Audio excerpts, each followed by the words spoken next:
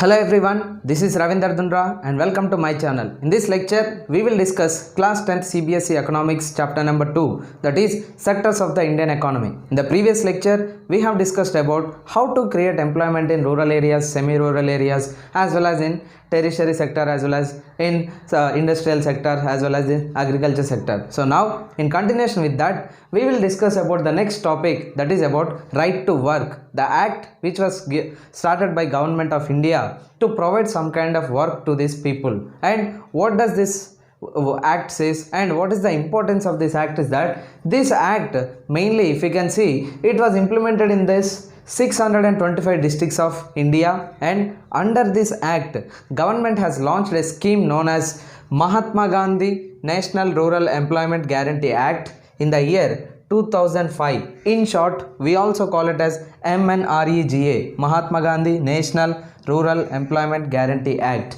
And what is the main aim of this scheme? How does it provide work is that this scheme, it provides 100 days of guaranteed work to the people in a year. That means those people who are mainly living in these rural areas without any work, government will provide 100 days of work for these people in a particular year. And suppose if government fail to provide the work, what government will do is that the government will provide something known as unemployment allowance. What do you mean by this unemployment allowance is that suppose a person has applied for the job under this scheme or any kind of work, but within 14 days of time, if government has failed to show work to that person, means government will provide this allowance. And what is this allowance is, since government failed to provide the work, it will give some money to that person in order to survive, in order to take care of his family. So that is what the second important feature of this scheme. And third important feature is that the type of work done under this scheme is mainly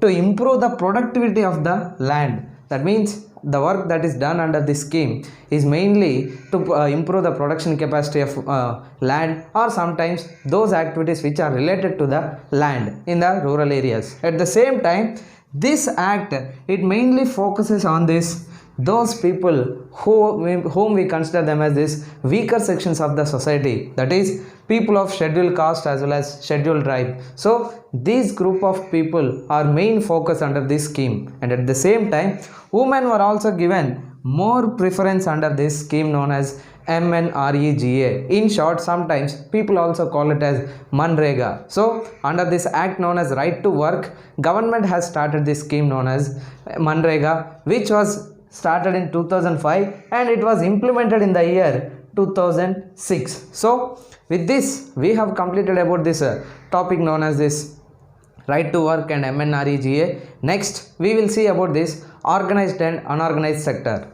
Let us discuss about this. What is this organized sector as well as unorganized sector? You all know that the economic activities which we perform every day, they are mainly classified into two different ways. One is organized sector, the other one is unorganized sector. So now let us discuss about this organized sector. What do you mean by this organized sector? What are the features of this organized sector? Next, we will discuss about this unorganized sector. So first, starting with organized sector, terms of work are regular in this organized sector. That means people can find regular work in this organized sector. That means they cannot, what is that, sometimes if you take in unorganized sector, we cannot find this regular employment. But here in organized sector, work is regular. At the same time, they are registered by the government and they are supposed to follow the rules and regulations under various acts of the government. That means organized sector means, very simply you can say that work is regular. At the same time, they will follow rules and regulations under various acts passed by the government. What are these acts?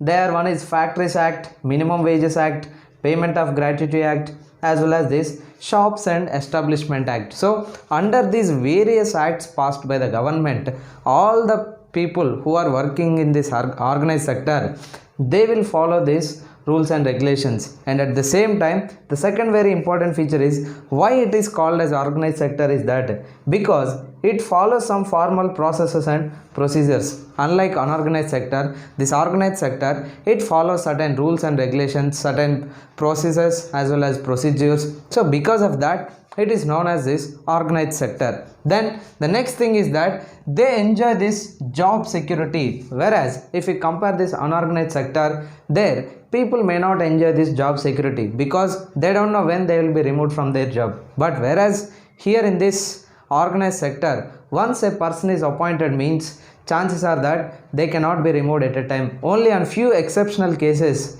they can be removed, unless they will not be removed from their job. So that is why we can say their job is secured under this organized sector. Then at the same time, the work hours are also limited, or you can say fixed.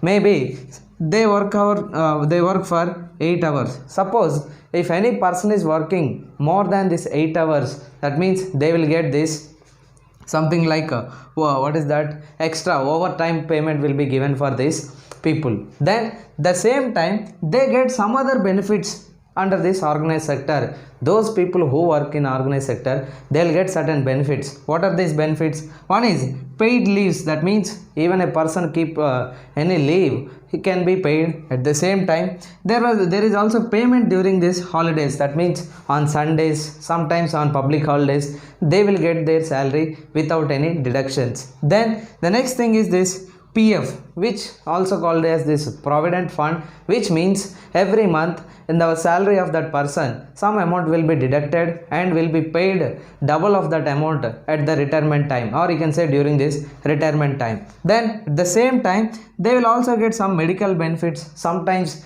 the medical treatment may be free, or sometimes there may be very good discount for these people who are working in this organized sector. Then at the same time, they will also get this pension after this retirement. So those people who work under this organized sector, they will enjoy all these benefits, all these features under this organized sector. But whereas this unorganized sector, it is somewhat very quite opposite to this organized sector. So let us see about the features of this unorganized sector. Let us discuss now about this unorganized sector. Till now we have seen about the features of organized sector. So in the unorganized sector, what are these features? So the main important feature is that they are very small. That means those sectors which come under unorganized sector, they are very small, and mostly they are outside the control of the government. Whereas if you can see that organized sector, as I told, they are registered by the government and they are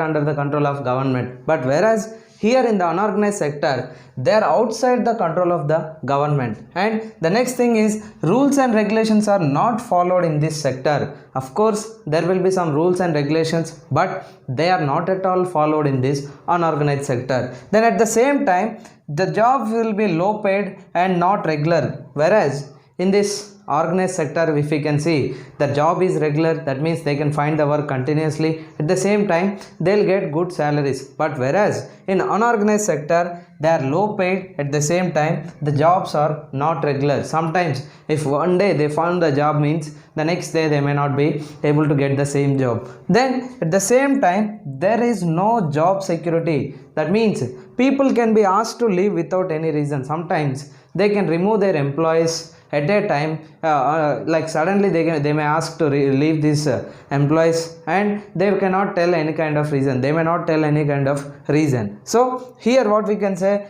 there is no job security. But whereas in organized sector, people enjoy this job security. At the same time, no payment on holidays. That means they won't get payment on Sundays or any public holidays. At the same time, they will not get any medical benefits, as well as no PF, no sick leaves and no paid leaves. Whereas in organized sector, as we have seen, they'll get pension, they'll get PF, they'll get medical benefits, they'll get paid leaves. Sometimes they'll also get medical leaves as well as paid leaves. But here in unorganized sector, people will not enjoy any kind of benefits that are enjoyed by these people in this organized sector. But here in India, most of the people in our country, they are all dependent upon this unorganized sector only, or they are working in this unorganized sector only. Whereas very few number of people, they are working under this organized sector. So we need to protect. There is some necessity in protecting about this